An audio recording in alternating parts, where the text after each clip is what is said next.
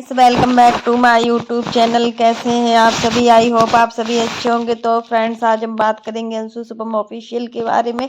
अंशु के बारे में आखिर अंशु के यहाँ वो दिन आ ही गया जब एक नई खुशखबरी सुनाने को अंशु तैयार हो गई है और मतलब एक नई खुशखबरी भी सुनाएगी। तो फ्रेंड्स, अगर आपने मेरे वीडियो को सब्सक्राइब ना किया हो, लाइक ना किया हो, बेल आइकन के बटन को प्रेस ना किया हो, तो आप लोग मेरे चैनल को सब्सक्राइब कीजिएगा, वीडियो को लाइक कीजिएगा और अपना सपोर्ट बनाए रखिएगा। तो फ्रेंड्स, अब बात करते हैं अंशु के टॉपिक पर।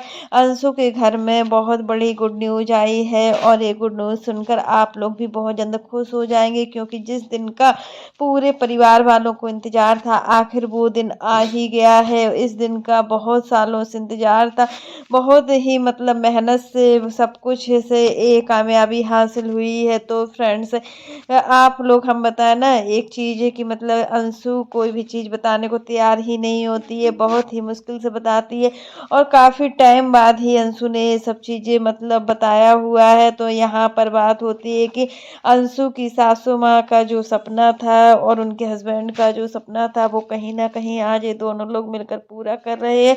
अंशु के घर में एक शॉप खुलने वाली है, वो शॉप होगी कपड़े की।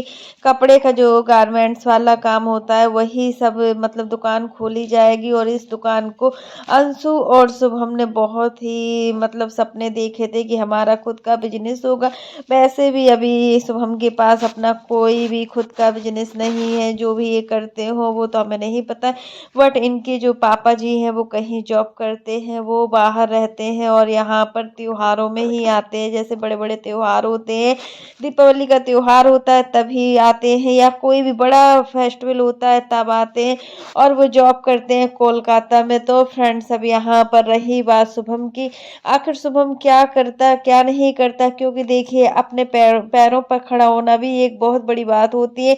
जब हमारे पास पैसे होते हैं ना, तो हमारी सभी लोग इज्जत करते हैं, और जब हमारे पास पैसे नहीं होते ना, तो हमारी कोई भी इज्जत नहीं करता। पैसा बहुत बड़ी बात होती है, अगर पैसा नहीं है तो हमारे पास कुछ भी नहीं है, हम अपना उसी दिन अपना सब कुछ खो बैठते हैं। तो फ्रेंड्स, पैसे का होना बहुत ही जरूरी है।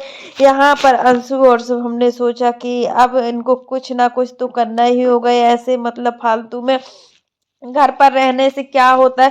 तो यहाँ पर इन लोगों ने मतलब काफी दिन से इनका जो दुकान का काम है वो चल रहा है, दुकान अच्छे से बन गई है, फर्निश्ड हो गई है पूरी तरीके से। अब बस होली आने से पहले, होली 14 मार्च को होली है शायद, तो होली आने से पहले इनकी जो दुकान है उसका उद्घाटन होगा, और इस उद्घाटन में सबसे आगे इनके सास ससुर रहेंगे। क्योंकि देखिए, जब से इनकी भांजी का मतलब इनके घर में आगमन हुआ है, भांजी अभी बर्थडे जब सेलिब्रेट किया था अंशु ने, तो अपनी भांजी का बर्थडे बहुत ही अच्छे तरीके से सेलिब्रेट किया था और अपनी ननद और भगनी को बुलाया भी हुआ था। जिस वजह से मतलब पहले तो इन्होंने कई बार बोला है, मतलब शुभम ने, जब अंशु की शादी नहीं हुई थी, कि हम अपनी भांजी का बर्थडे अपने हाथ से मनाना चाहते हैं, बट किसी न किसी कारणवश से उनका बर्थडे उनकी फैमिली के साथ ही मनता था। मतलब जो दादा दादी हैं, दादी तो है नहीं है, बुआ लोग हैं और दादा लोग हैं, उन्हीं के साथ होता था सेलिब्रेट। बट इस बार शुभम ने बहुत पहले से ही सब कुछ बोल दिया था कि इस बार का जो बर्थडे आएगा भगनी का, वो हमारे यहाँ मामा के यहाँ से सेलिब्रेट होगा। और सच में मामा के लिए भांजी क्या होती है, ये तो शब्दों में भी बयां नहीं किया जा सकता है। 100 ब्राह्मण को भी आप खाना खिला लेते हो तो उसका कोई उतना महत्व नहीं होता है, जितना एक मान को खिलाते हो ना, उसका उतना ही अलग महत्व होता है। और मान भांजी तो सबसे बढ़कर होती है, पूजनीय होती है, हमारे मान होते हैं। और जिस दिन से बर्थडे वाले दिन से ही, मतलब जब से उसके कदम इस घर पर पड़े हैं, उस नन्ही सी परी के कदम इस घर पर पड़े हैं, तो सच में अंशु के साथ बहुत अच्छा से अच्छा हो रहा होता है ना। मान भंजे भनेज अगर मान भंजा या भांजी जो भी होते हैं घर पर आते हैं, तो उसमें सच में बहुत सारी उम्मीदें होती हैं, बहुत कुछ होता है, मान का आना बहुत बड़ी बात होती है।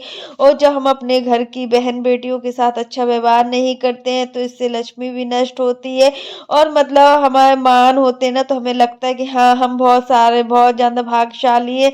तो यहाँ पर कहीं न कहीं अंशु ने अपने वीडियो में बताया है कि हमारी जब से भगनी हमारे यहाँ आई है, तब से हमारे यहाँ सब कुछ बहुत अच्छा ही हो रहा है और दुकान का उद्घाटन होगा होली से पहले और इसमें सारे रिश्तेदार आएँगे, इनकी मान-भांजी बने सारे लोग, मतलब काफ़ी लोग आएँगे। उतना अच्छे से सेलिब्रेट तो नहीं होगा, बट जो मीडियम रूप में होता है उस तरीके से सेलिब्रेट करेंगे अपने दुकान का अब इसका इन लोगों को नाम समझ में नहीं आ रहा है कि आखिर हम इस अपना जो दुकान है उसका नाम क्या रखें। कुछ लोगों का बोलना है कि अंशु और शुभम के नाम को मिलाकर जो नाम बन रहा है ना, उससे अच्छा सा नाम निकालो। कुछ लोगों ने अपनी अपनी राय दी है, बट अभी ऑडियंस से पूछा हुआ है अंशु ने कि सभी लोग अपनी राय दो कि आखिर हम क्या नाम रखें।